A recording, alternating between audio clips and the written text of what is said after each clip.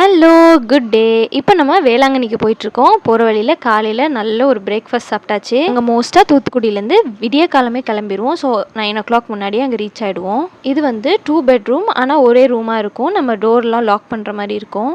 என்னோட அத்தை மாமா சென்னையிலேருந்து டேரெக்டாக வேளாங்கண்ணிக்கு வந்துட்டாங்க. இந்த வாட்டி நம்ம குட்டி பையனுக்கு மொட்டை போடுறதுக்காக தான் வந்திருக்கோம். எங்கள் அம்மா எப்போவுமே எனக்கும் என் தம்பிக்கும் கோழியும் சேவலும் வாங்கி கொடுப்பாங்க கோயிலில் காணிக்கையாக கொடுக்கறதுக்கு. அதனால் இந்த வருஷமும் அதே மாதிரி கொடுத்தோம்.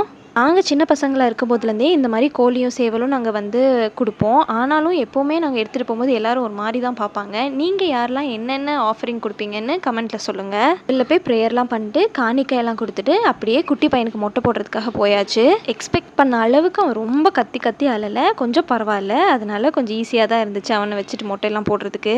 மொட்டையெல்லாம் போட்டு முடிச்சுட்டு அவனுக்கு சந்தனம்லாம் தேய்ச்சாச்சு. அவன் ரொம்ப ஜாலியாக இருந்தான். ஏன்னா அவனுக்கு ரொம்ப நிறைய முடி இருந்தது. மொட்டை போட்டதுமே அவனுமே ஃப்ரீ ஆகிட்டான். வேளாங்கண்ணிலேருந்து